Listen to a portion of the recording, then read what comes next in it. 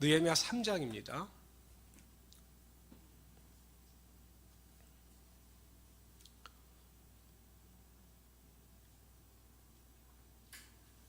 구약성경 729페이지입니다.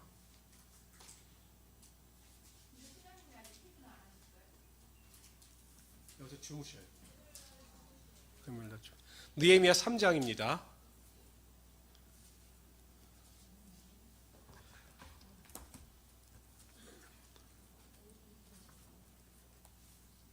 구약성경 729페이지입니다.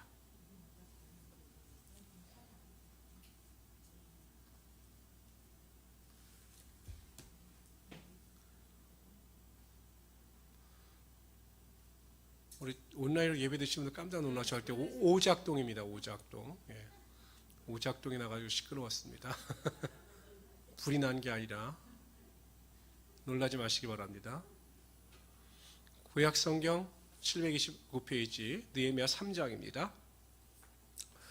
느헤미야는 예루살렘 성벽에 대한 사명을 가지고 느헤미야가 그 예루살렘으로 옵니다. 그리고 그 2장에서 보면 예루살렘에 도착해서 먼저 자신의 온 목적을 알린 것이 아니라 예루살렘 성벽을 순시하고 난 뒤에 백성들에게 나아가 하나님께서 자신에게 베푸신 기적과 또 그 아닥사스다 왕이 자신에게 행한 그 일에 대해서 백성들에게 이야기를 합니다. 그 이야기를 듣고 이스라엘 백성들은 고무가 되었습니다. 예루살렘 성벽을 세우다가 우리가 한번 실패했는데 이제 하나님께서 이 예루살렘 성벽을 세우시겠구나 라고 하는 자신감과 또한 은혜가 임하게 되었습니다. 그래서 예루살렘 성벽을 막 세우기 시작합니다. 그리고 3장은 어떤 내용이냐면 예루살렘 성벽을 맡아서 세우는 사람들의 명단이 나타나고 있습니다. 이 3장에 보면 이제 명단이 쫙 나오죠. 근데 우리가 보통 명단은 어떻게 했습니까? 그냥 읽고 지나갔는데 오늘은 굉장히 영적으로 의미가 있기 때문에 제가 오늘은 하나하나 살피며 나가도록 하겠습니다. 우리가 기본적인 마인드를 가져야 될 것이 무엇이냐면 우리가 읽고 있는 1절에서 31절까지 느헤미야 3장에는 어떤 지역, 어떤 구역에 대한 구별이 나와 있질 않아요. 그러나 자세히 읽다 보면 이 예루살렘 성벽에 대한 구역이 나눠져 있습니다. 우리나라가 보통 방위를 따질 때 북, 남, 그 다음에 이제 위가 북, 남, 동, 서 이렇게 따지잖아요. 그런 것처럼 예루살렘 성벽을 나눠서 중건할 때도 북쪽, 서쪽, 남동쪽, 동벽, 동쪽 이렇게 맡아서 그 예루살렘 성벽을 세워 나갔습니다. 우리 1절부터 5절까지 읽도록 하는데 여기는 우리 이거 한번 보고 갈까요? 죄송합니다. 아니 죄송합니다. 이게 잘 보이실까요? 얼뜻 보이십니까? 보이십니까? 예. 위쪽이 북쪽입니다. 위쪽. 여기가 북쪽입니다. 북쪽. 여기가 어디 쪽입니까? 서쪽이겠죠. 서쪽. 우리나라 지도를 생각하시면 돼요. 지도. 이게 북쪽이면 여기가 서쪽이겠죠. 여기가 동쪽. 여기가 남동쪽입니다. 남동쪽, 남서쪽. 보통 신약시대의 예루살렘 성벽은 이 전체적인 틀이었는데 느헤미야가 세운 예루살렘 성벽은 헤롯이 세웠던 성벽의 구조와는 다르게 이 정도의 구조를 가지고 있었다라고 생각하시면 됩니다. 그래서 북쪽, 서쪽, 남동쪽, 동쪽 이렇게 세웠다라고 하는 마인드를 가지고 요것을 보시면서 우리가 성경을 읽으면 훨씬 더 이해가 쉽습니다. 지금 우리가 1절에서 5절까지 읽을 내용은 이 북쪽에 대한 거예요. 그런데 이 북쪽의 특징이 뭐냐면 예루살렘 성벽 가운데 성전과 가장 가까이 위치하고 있는 쪽이 이 북쪽이었습니다. 그래서 여긴 양의 문이라고 하는 것이 있었습니다. 그래서 1절부터 이제 5절까지 읽을 텐데 이제 성경을 이거 제가 이렇게 해놓을 테니까 1절에서부터 5절까지 읽으면서 이걸 보시면 됩니다. 여기가 양의 문, 양문을 가장 먼저 기억하시고 북쪽은 성전과 가장 가까운 쪽에 있었다. 혹시 여러분들 예루살렘 성 지금 이스라엘의 예루살렘 성벽을 촬영한 사진을 보셨을지 모르겠는데 정면에서 이렇게 탁 찍은 넓은 사진을 보면 예루살렘 성벽이 쫙 펼쳐져 있고 또 그 이슬람 사원 그 황금 도움이 보이죠. 그리고 정면으로 보이는 쪽이 바로 이 동쪽입니다. 그리고 이 동쪽과 걸쳐서 여기가 쫙 계곡으로 되어 있어요. 그리고 계곡으로 쭉 내려와서 올라가면 여기가 겟세만의 동산입니다. 그러니까 계곡을 통해서 이렇게 움푹해서 올라가는 게 겟세만의 동산이고, 이쪽에 가면 무덤이 엄청 많아요. 무덤이. 왜 무덤이 지금 많냐면 예수님께서 재림하실 때 이 동쪽 문을 통해서 오신다. 그래서 이 무덤부터 먼저 부활을 경험한다. 이 동쪽 바로 성벽. 우리는 보통 여러분 무덤을 어디에 쌌습니까? 안 보이는 데도 하는데 여기는 가장 잘 보이는데 무덤이 어마어마하게 많다는 것입니다. 그러니까 이걸 보시면서 읽으시면 됩니다. 우리 1절부터 5절까지는 북쪽입니다. 북쪽. 제가 1절 읽겠습니다. 그때 대제사장 엘리야십이 그의 형제 제사장들과 함께 일어나 양문을 건축하여 성별하고 문짝을 달고 또 성벽을 건축하여 한메아 망대에서부터 하나넬 망대까지 성별하였고, 여리고 사람들이 건축하였고 그 다음은 이므리의 아들 삭골이 건축하였으며 어무는 하스나의 자손들이 건축하며 그 들보를 얻고 문짝을 달고 자물쇠와 빗장을 감추었고, 그 다음은 학구스의 손자 우리아의 아들 무레못이 중수하였고, 그 다음은 무세 사밧의 손자 베레가의 아들 무슬람이 중수하였고, 그 다음은 바하나의 아들 사독이 중수하였고, 그 다음은 두고아의 사람들이 중수하였으나 그 귀족들은 그들의 주인들의 공사를 부담하지 아니하여. 그러니까 여러분 여기 양해문이 있어요. 양해문. 그래서 양해문의 핵심이고, 그래서 여기에 보면 누가 주도하여 북쪽 성벽을 건축했냐면 대제사장들이 중심이 되어서 그 일에 동참했다는 것입니다. 그리고 보면 여러분 강조하는 것이 뭐냐면 성별하고 성별하여, 이게 강조되고 있어요. 그러니까 하나님께 드리는 제물이 드나드는 곳이었기 때문에 그곳은 거룩한 문이었고, 거룩한 문이었기 때문에 대제사장들이 성벽을 건축하는 일에 주도적으로 열심을 가지고 동참했다라는 것입니다. 어찌 보면 대제사장들 같은 경우는 제사만 집례하기 때문에 뭐 굳이 우리가 이런 일에 동참할 필요가 있겠느냐라고 생각할 수도 있을 텐데 그게 아니었던 거죠. 하나님의 일이기 때문에 자신들도 헌신하여 수고를 마다하지 않았던 것입니다. 베드로전서 2장 9절에 보면 우리들에 대하여 왕같은 제사장들이다 라고 말씀하고 있습니다. 그러므로 우리 또한 하나님께서 기뻐하신 일에 헌신과 수고를 마다하지 말아야 합니다. 영적인 일에 최선을 다하고 열정과 열심을 가지고 나아갈 때 하나님께서 그 마음의 중심을 보시고 열심을 가지고 영적인 일에 도모하는 자들의 삶에 하나님의 은혜와 축복이 임하게 하여 주시는 것입니다. 오늘 대조적인 인물들이 나와요. 이렇게 대제사장들은 열심과 최선을 다하여 하나님의 일을 했는데, 5절 읽어봅시다. 5절 시작. 그 다음은 두고아 사람들이 중수하였으나 그 귀족들은 그들의 주인들의 공사를 분담하지 아니하였으며, 귀족들은 그 공사에 참여하지 않았어요. 왜 그랬을까? 뭐 성경에는 기록되지 있지 않지만 추측하여 우리가 알 수 있겠죠. 그 당시에 권력을 갖고 있는 자들이기 때문에 뭐 방백이었던 산발락과 그 종 도비아와의 밀접한 관계가 있지 않았을까. 그래서 그들은 자신의 사익 때문에 하나님께서 원하시는 공적인 일에 열심과 최선을 다하지 않았던 것입니다. 성도 여러분, 주님의 일을 기뻐하며 그 일에 헌신하는 자를 하나님께서는 기뻐 받아주시고 그의 삶에 하나님의 축복과 은혜와 능력이 반드시 나타나게 하여 주시는 것입니다. 제가 계속 강조하지만 조나단 에드워드 목사님이 말씀하셨던 것처럼 우리는 녹슬어 없어지기보다는 하나님의 일을 열심을 가지고 하다 달아 없어지는 인생이 될 수 있을 정도로 항상 하나님의 일에 최선을 다할 수 있어야 한다는 것입니다. 다니엘을 보십시오, 여러분. 가장 강력한 국가의 총리입니다. 3명의 총리 중에서도 가장 뛰어난 총리였습니다. 그래 그를 끌어내리려고 얼마나 사람들이 모략과 술수를 씁니까? 그럼 자신이 맡은 총리의 일에 매진해도 시간이 모자르는데 그는 하나님이 기뻐하시는 기도의 일에 더 열정과 열심을 가지고 동참했습니다. 하루에 3번씩, 그것도 일을 보다 말고 자신의 집으로 와서 예루살렘을 향해 난 창을 바라보면서 하나님과 교제하며 하나님께 대하여 간절히 기도했던 것입니다. 하나님께서는 그것을 보시고 그를 더 높여 주셨던 것입니다.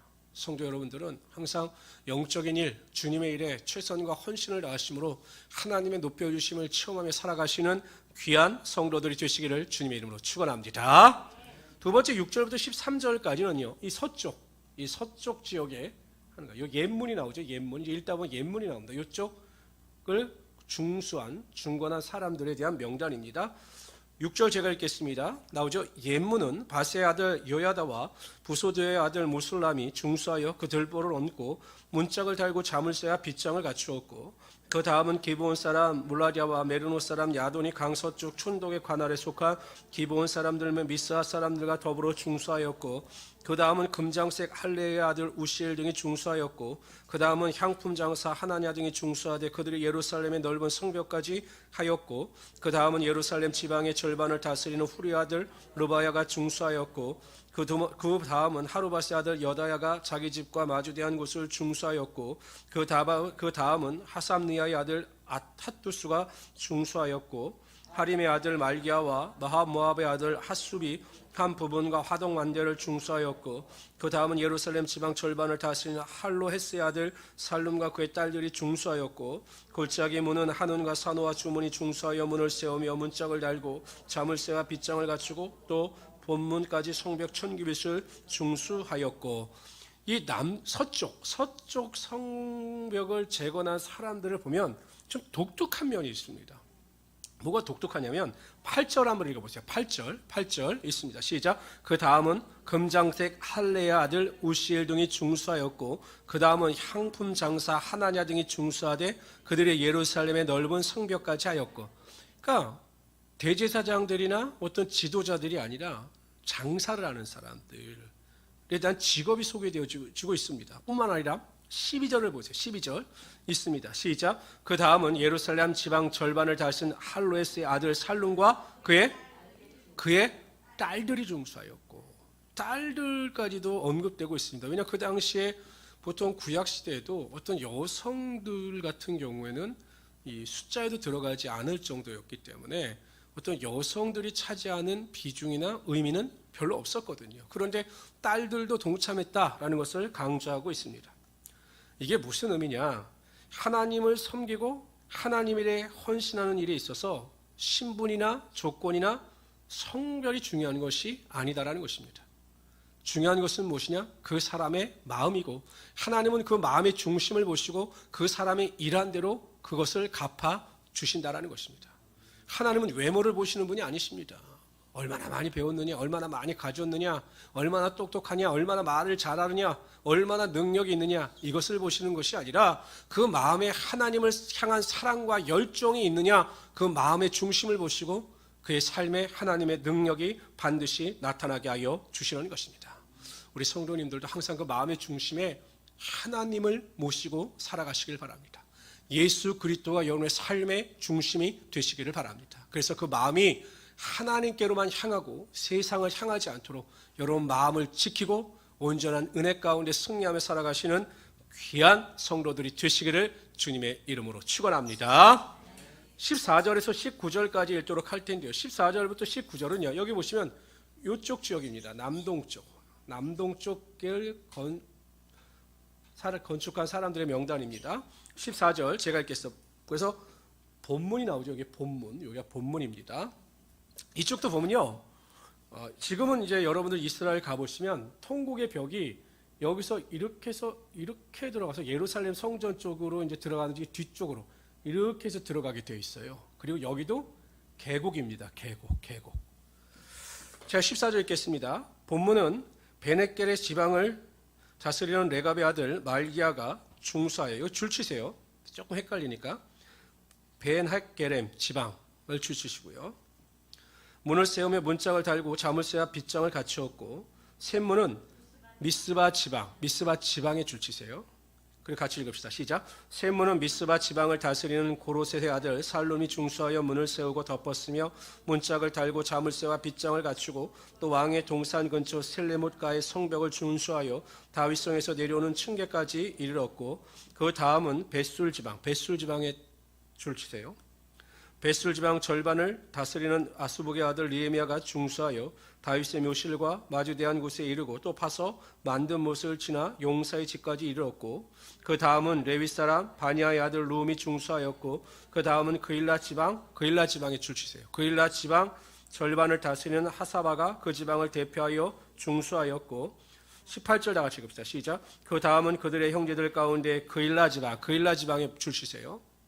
그일라 지방 절반을 다스리는 헤나다스의 아들 바웨가 중수하였고 19절 시작. 그 다음은 미스바를 다스리는 예수의 아들 읽으세요. 시작. 아들 에셀이 한 부분을 중수하여 선 구비에 있는 군기고 맞은편까지 이르렀고. 그러니까 남동쪽을 건축한 사람들의 명단이 쫙 나오는데 제가 지방 줄치라고 그랬죠. 그게 몇 개나 됩니까? 몇 개입니까? 6개입니까? 5개입니까? 6개일 텐데요. 베나케라 지방, 미스방 지방, 베술 지방, 그일라 지방. 그일라가 2번 나오는군요. 네, 5개입니다. 5개. 근데 여러분 이 지방은 예루살렘 성벽과 관련 있는 사람들일까요? 없는 사람들일까요? 예루살렘 성 안에 사는 사람들일까요? 예루살렘 성 밖에 사는 사람들일까요? 성 밖에 사는 사람들이에요. 이 사람들은 예루살렘 성 안에 거하는 사람들이 아닙니다. 그러니까 예루살렘 성벽을 세워서 예루살렘 성벽이 완성된다 할지라도 이 사람들에게 유익이 가는 일이 있을까요? 없을까요? 없어요. 자기들이 그 성 안에 살 것이 아니기 때문에 예루살렘 성벽 안에 사람들에게만 이익이 가는 것이지 예루살렘 성벽 바깥에 사는데 자신들에게 무슨 이익이 있겠습니까? 그런데 이들은 마다하지 않고 예루살렘 성벽을 세우는 일에 기쁜 마음으로 자원하여 헌신합니다. 왜 그랬을까요?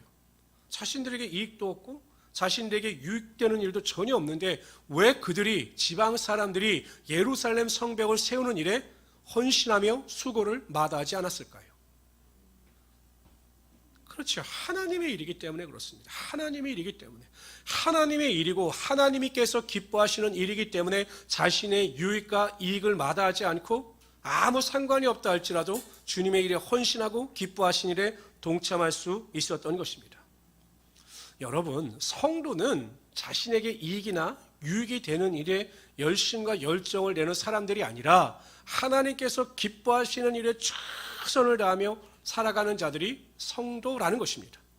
그래서 여러분 어떻게 되냐면 세상 일이 아니라 하나님께서 기뻐하시는 일, 예를 들면 예배드리는 일, 기도하는 일, 하나님의 말씀을 읽는 일, 전도하는 일, 하나님 사랑 안에서 성도들과 교제하는 일, 이것을 행할 때 참된 기쁨과 행복을 느낄 수 있어야 한다는 것입니다.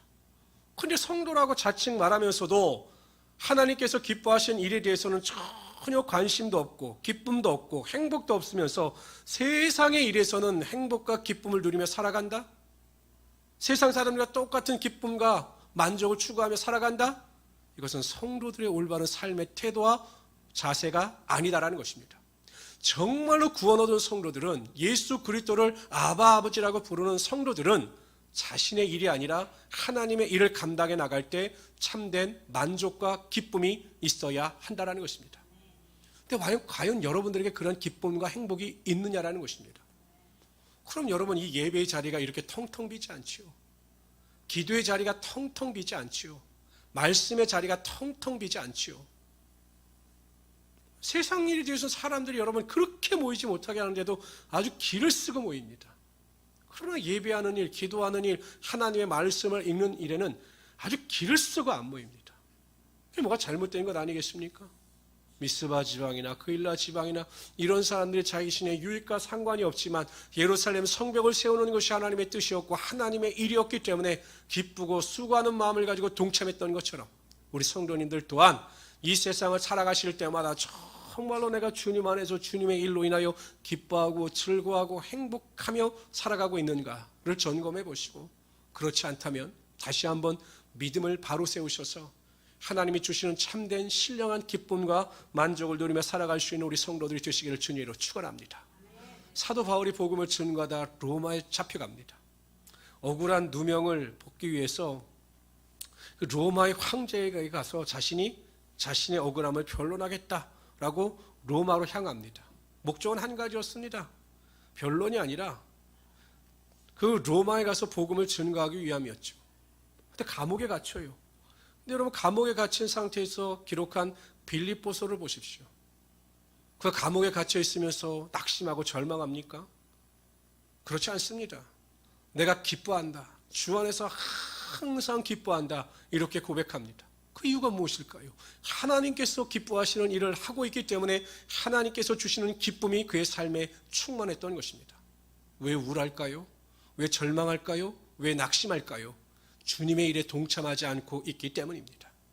저는 우리 모든 성도들 한 사람 한 사람이 한 사람도 빠짐없이 정말로 주님이 주시는 신령한 기쁨 안에서 주님의 일에 더욱더 헌쓰고 힘쓰고 애쓰며 살아갈 수 있는 하나님의 귀한 성도들이 되시기를 주님의 이름으로 축원합니다. 우리 20절에서 32절까지 읽을 텐데 여기 이제 동쪽입니다. 이제 마지막으로 동쪽이에요. 이 동쪽이 가장 길었기 때문에 여기 동참하는 사람들도 가장 많았을까요? 적었을까요?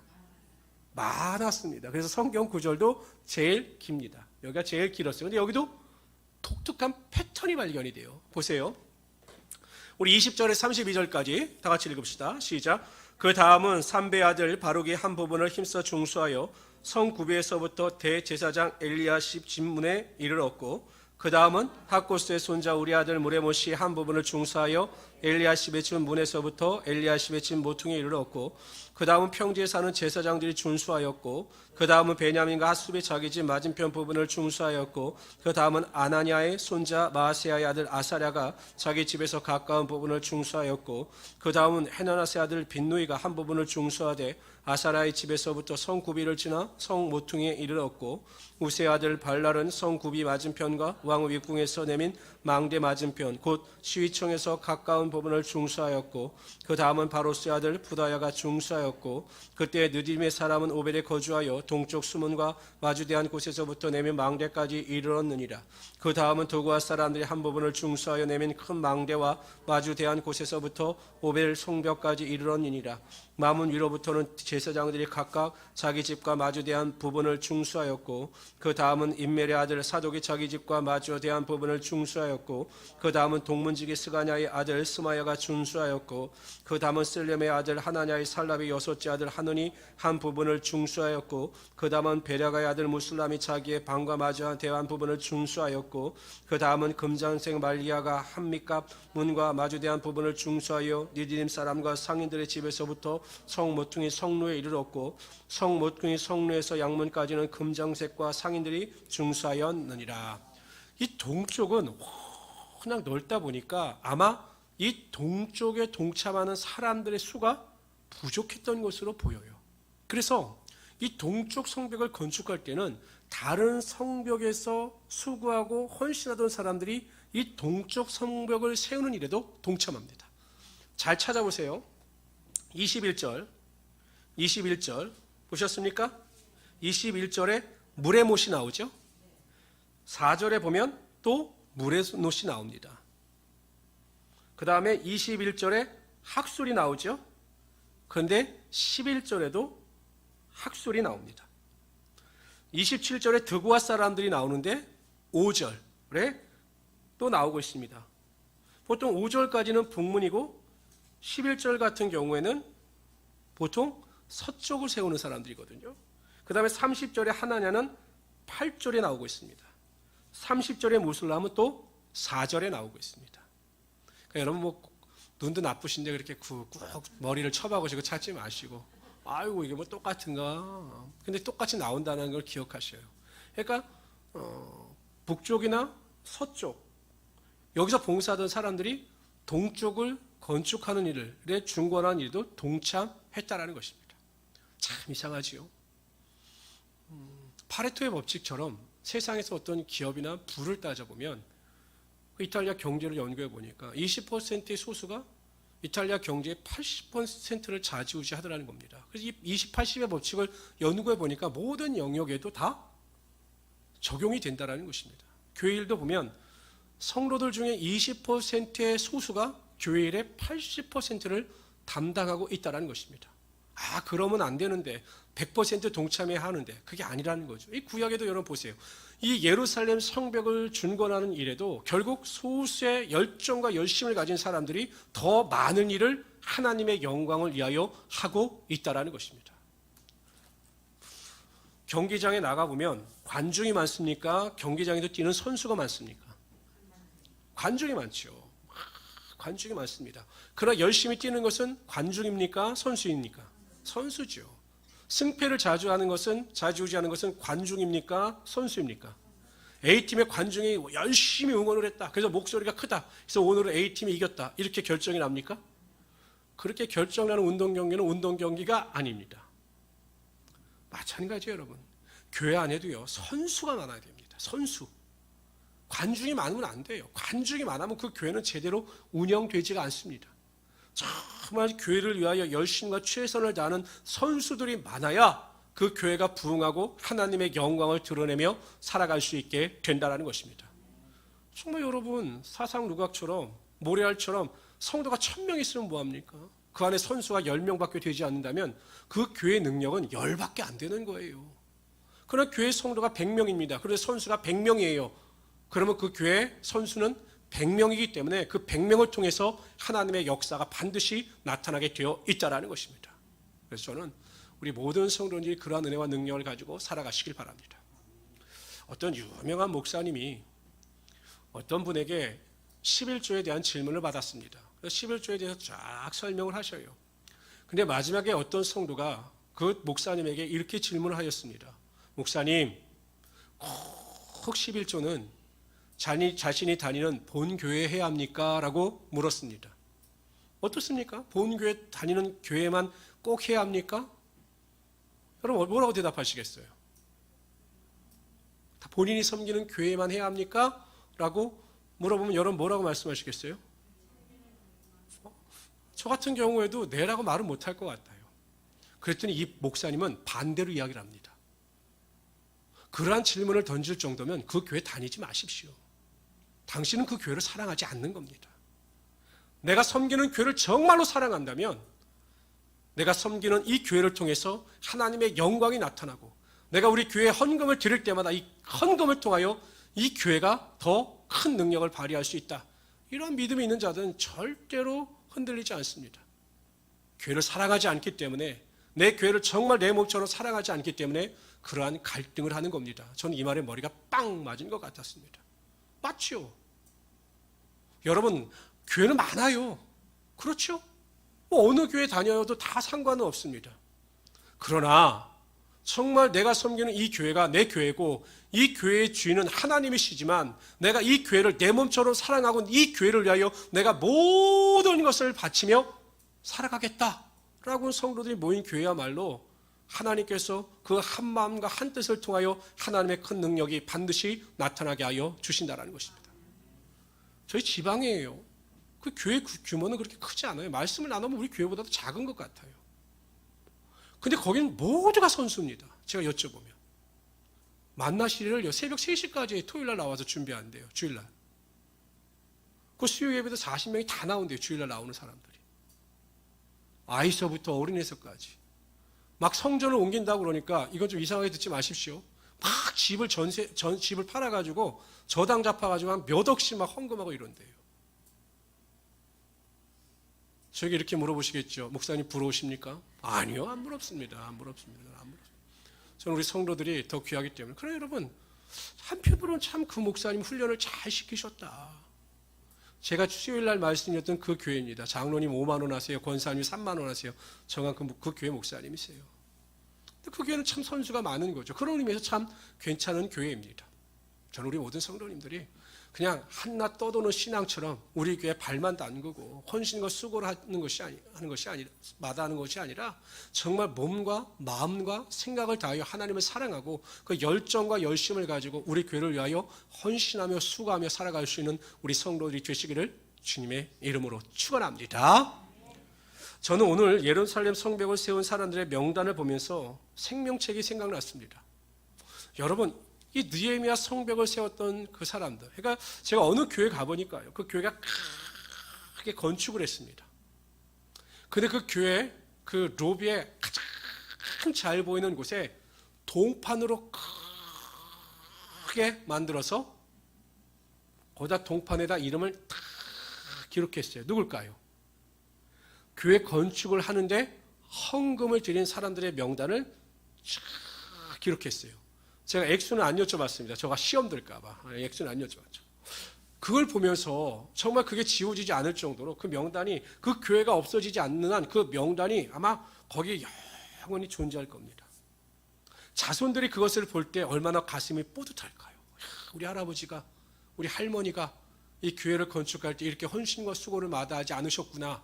이 감동과 감격이 있지 않겠습니까? 근데 여러분, 그거보다 더 중요한 게 무엇입니까? 하나님의 생명책에 기록되는 것보다 더 중요한 일이 이 세상에 없습니다. 정말 우리가 구원을 받아 하나님의 생명책에 기록되어야 된다고 하는 온전한 믿음이 있어야 한다는 것입니다. 적당히 믿는다고 구원 얻는 것 아닙니다. 오직 예수 그리스도만이 삶의 유일한 구원자가 되시고 예수 그리스도의 십자가 보혈의 은혜와 능력을 믿는 자에게 구원의 은혜를 허락하신다라고 하는 이 온전한 믿음 안에서 내가 죄인됨을 고백하고 회개하면서 하나님이 참된 나의 아바 아버지가 되심을 고백할 수 있는 자, 그래서 삶의 목적이 바뀌고 삶의 가치관이 바뀌어서 나를 위하여 사는 것이 아니라 하나님을 위하여 사는 자들은 반드시 그 이름이 생명책에 기록되게 될 것입니다. 저는 우리 모든 성도님들이 한 사람도 빠짐없이 이 거룩하고 은혜스러운 하나님의 생명책에 그 이름이 기록되므로 하나님의 영광을 위하여 살아갈 수 있는 귀한 성도들이 되시기를 주님의 이름으로 축원합니다.